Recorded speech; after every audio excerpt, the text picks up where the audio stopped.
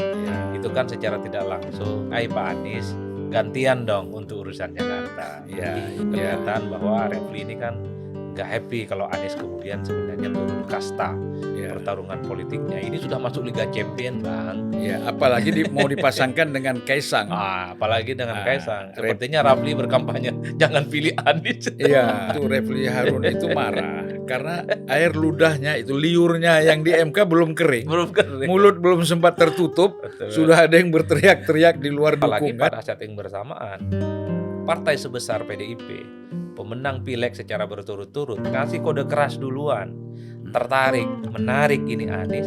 Ini bukan hal lumrah, bukan soal testing the water bagi partai seperti PDIP. Selama ini kan jarang membuka komunikasi politik duluan ke orang lain, Kan? Terutama masih membahas tentang pilkada DKI. Iya, iya. Eranya pilpres kan sudah selesai. Selesai. Kita masuk sekarang eranya pilgub.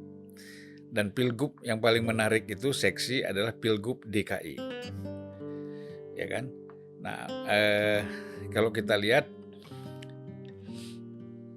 semakin ramai ya pembicaraan pilgub ini karena Anies Baswedan setelah menjadi capres turun menjadi cagup kan gitu. Kalau Mas Adi ada satu kritik juga itu ya. Artinya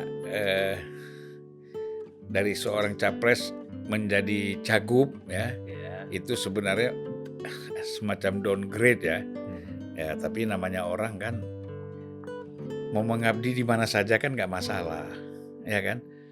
Yang penting dia bisa terpilih kembali. Saya sebenarnya menyimpulkan dari para pendukung Anies, misalnya PKS mengatakan Anies ini sudah levelnya nasional, saatnya mendukung kader-kader PKS maju di Jakarta.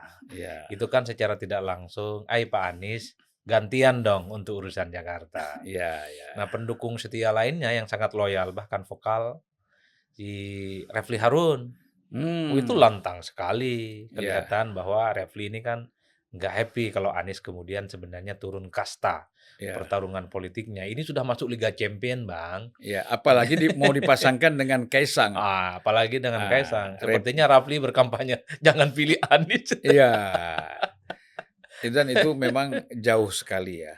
Ya tentu saya kira Refli Harun itu punya hak juga melakukan semacam kritik kepada Anies dalam konteks cagup ini ya. Karena Refli itu kan orang paling terdepan itu. Iya. Ya kan, mensupport Anies menjadi calon presiden itu ya. Betul. Ya, mulai dari di jalan sampai di MK kan gitu. Betul. Dan ini kan profesor, ahli tata negara. Harusnya kan berada di tengah-tengah kampus atau di tempat-tempat yang nyaman, bukan ada di lapangan kan gitu. Tapi Refli memang kita bolehlah ya, kita angkat topi juga dalam konteks ini. Jadi kalau dia kecewa dalam konteks Anies ini, saya kira sangat wajar ya gitu. Karena dia bukan orang yang sekedar tepuk tangan, ya kan? Tapi juga ikut jerih payah. Ya, jerih payah. Termasuk Refli yang menurut saya agresif dan agak sedikit kesal ya.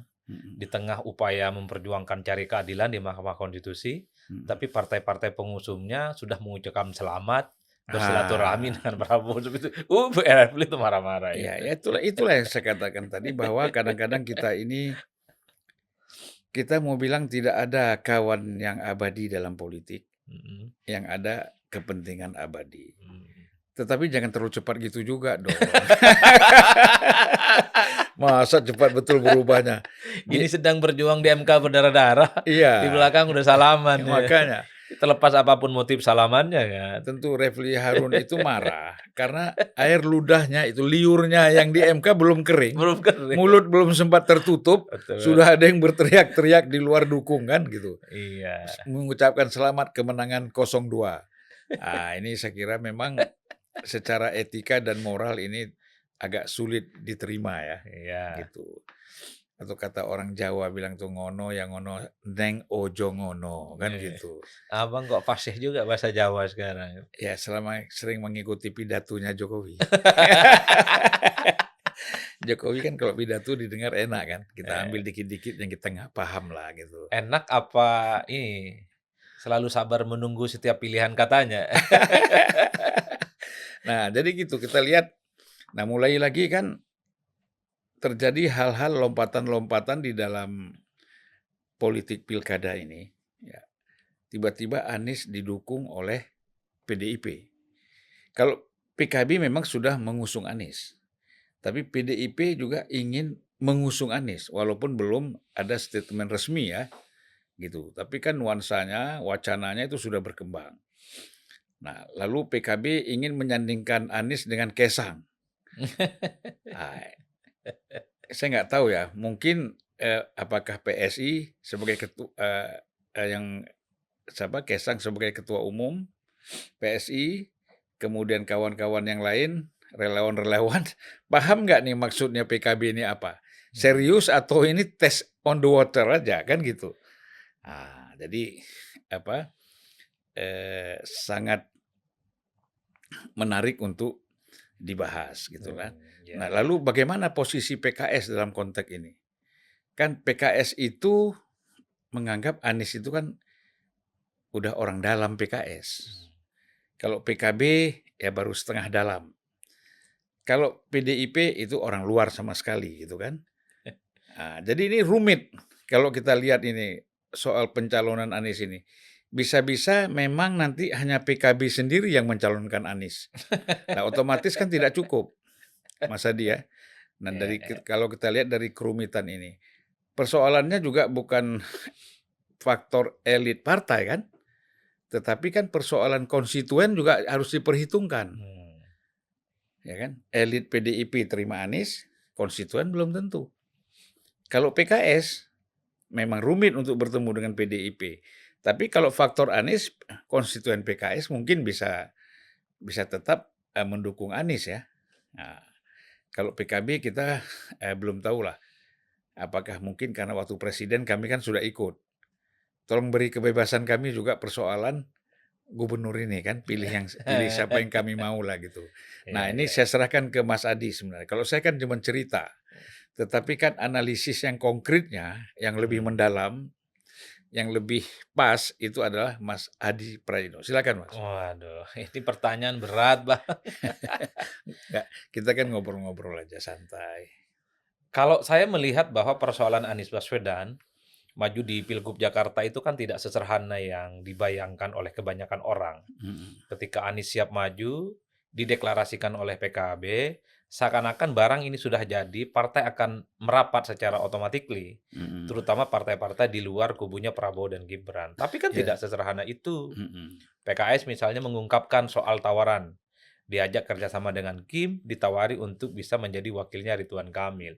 iya, Saya kira itu tawaran yang cukup serius. mhm, Karena PKS sekalipun kalau tetap bersama Anies Baswedan, nggak ada jaminan kadernya bisa berpasangan dengan Anies. mhm, Karena sepertinya pada saat yang bersamaan, PKB pun juga tertarik untuk menyorongkan kadernya bisa mendampingi Anies Baswedan. mhm. Sempat muncul kan nama Bu Menteri Ida Fauzia, Iya, sekalipun dibantah gitu ya, tapi kan mhm, sayup-sayup mulai kelihatan mhm, bahwa sebenarnya PKB juga punya intensi kader mhm, mereka, Ida Fauzia, maju dengan Anies untuk di Jakarta.